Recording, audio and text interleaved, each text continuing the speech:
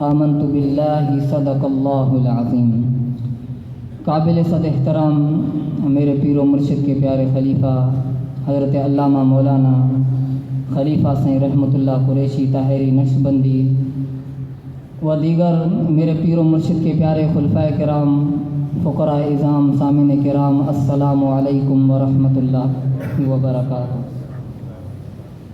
میرے دوستو، بندہ گناہ گار نے جو آپ احباب کے سامنے آیت کریمہ پیش کی،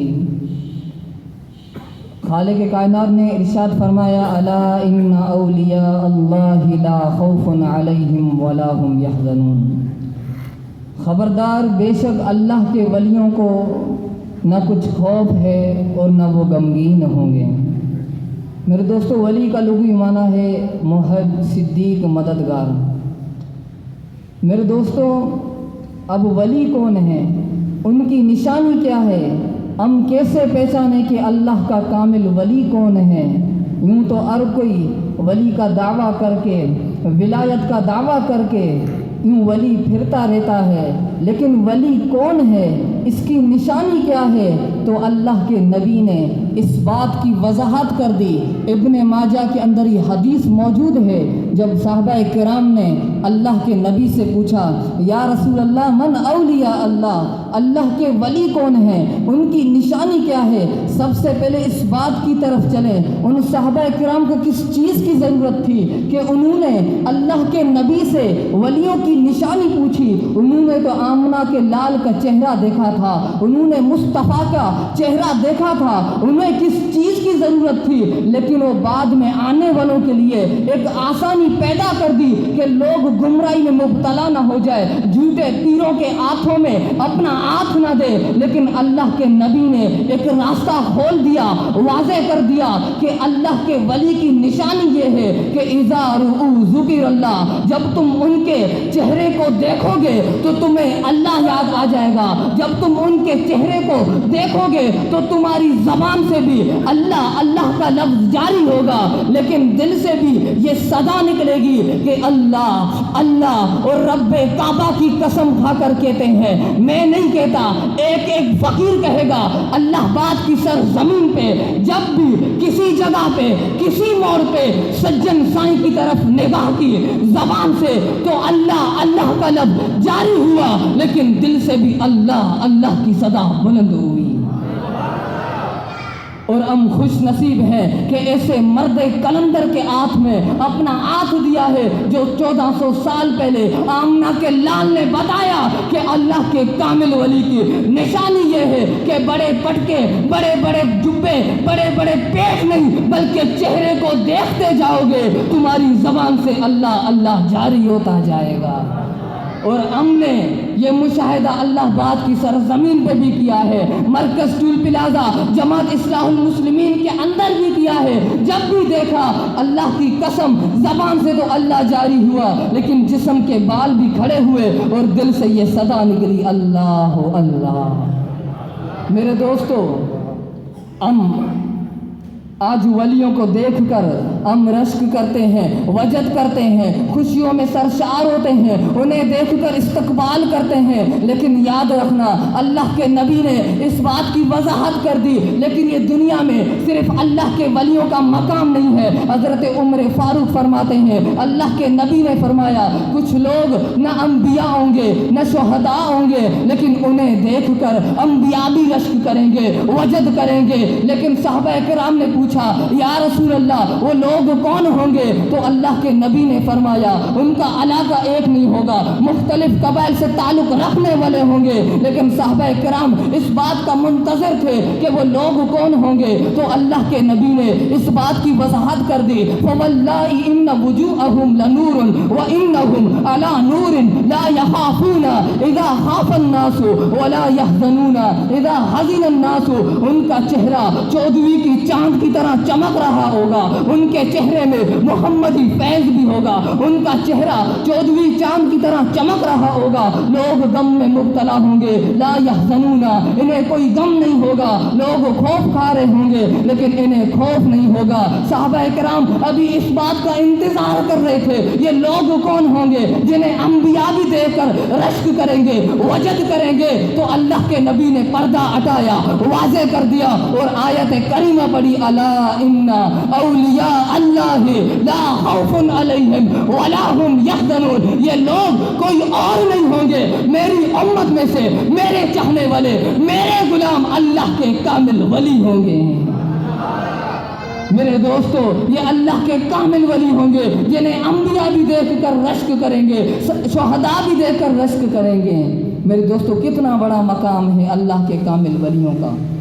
اور الحمدللہ ہم مشائخ نقشبند کے ساتھ وابستہ ہے۔ اللہ تبارک و تعالیٰ نے ہمارے پر یہ احسان عظیم کیا ہے، ایک ایسا سلسلہ عطا کیا ہے۔ ہمارے مشائخ فرماتے ہیں کہ مشائخ نقشبند کے اندر جو محمدی فیض ہے اس کی ابتدا میں رکھی ہے، باقی سلاسل میں انتہا میں رکھی ہے۔ یعنی جتنا فیض باقی سلاسل کے اندر رکھا گیا ہے اتنا فیض صرف ہماری ابتدا میں رکھا گیا ہے۔ اب کتنا محمدی صدیقی مجددی فیض ہے میرے دوستو، عقل کی بس کی بات نہیں کہ خدا جانے جلوہ جانا کہاں تک ہے، خدا جانے جلوہ جانا کہاں تک ہے، وہیں تک دیکھ سکتا ہے نظر جس کی جہاں تک ہے۔ میرے دوستو، عن ابن عباس رضی اللہ عنہما، حضرت ابن عباس رضی اللہ تعالی عنہ روایت کرتے ہیں،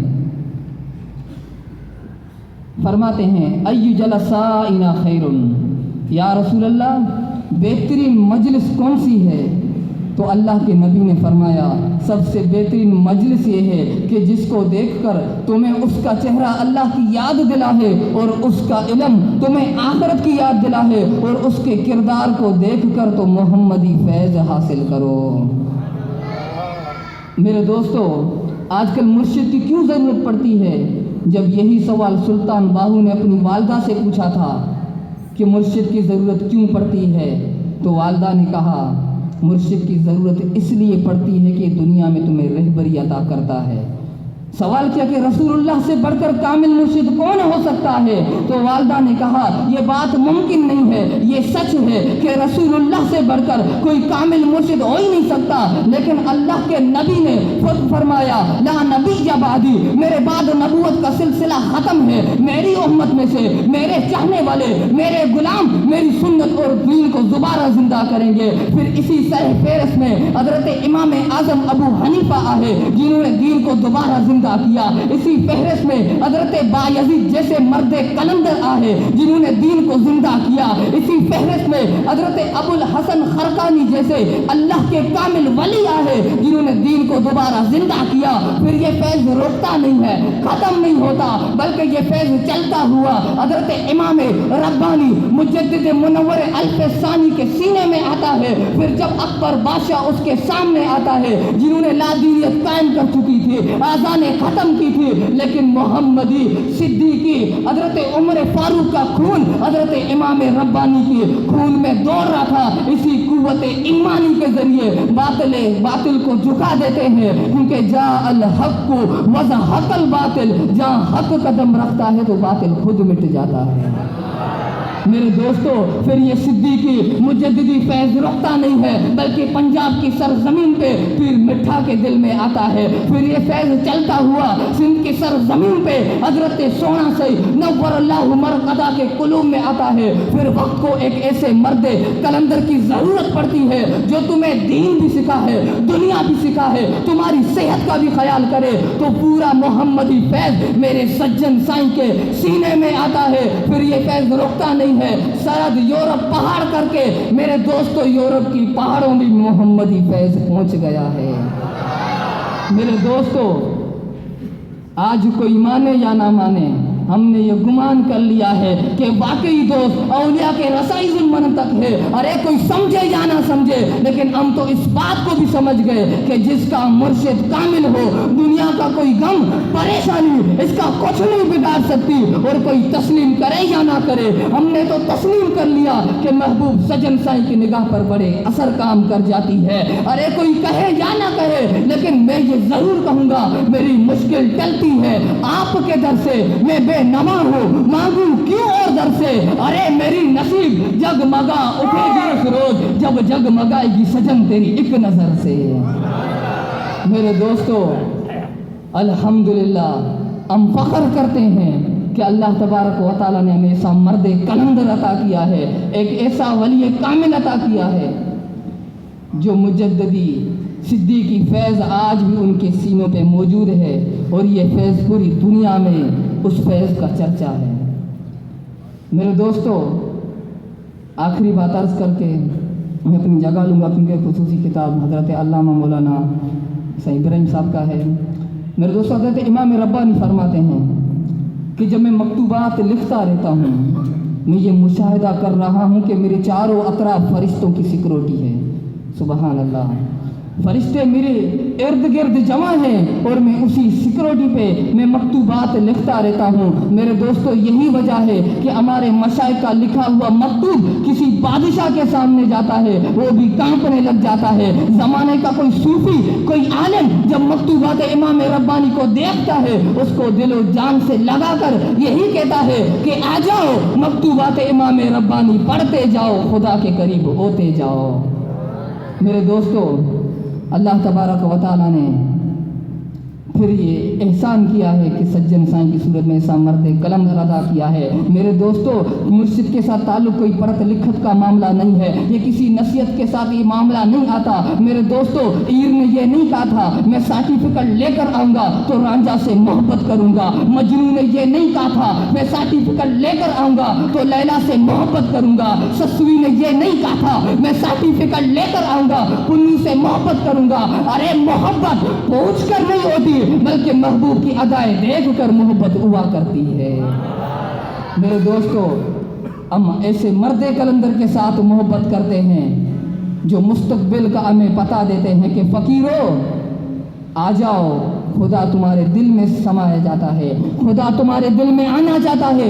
ذرا اپنے دل کی کھڑکی تو کھول کر دیکھو اور دربار میں آنے والوں کو محبت اور پیار اور اخلاق کا درس دیا اور آنے والوں کو کبھی روکا نہیں, کبھی نفرت انگیز گفتگو نہیں کی بلکہ واعتصموا بحبل اللہ جمیعا کا درس دیا اور آنے والوں کو ایک ہی کہا تھا کہ دربار میں جو آوے جلدی برات پاوے, دربار میں جو آوے جلدی برات پاوے, منہ پھیر کر جو جاوے وہ رستہ دراز ہے. پھر جس اہل دل نے اللہ باد کی سرزمین پہ قدم رکھا میرے دوست کو اس کا دل منور ہوتا گیا.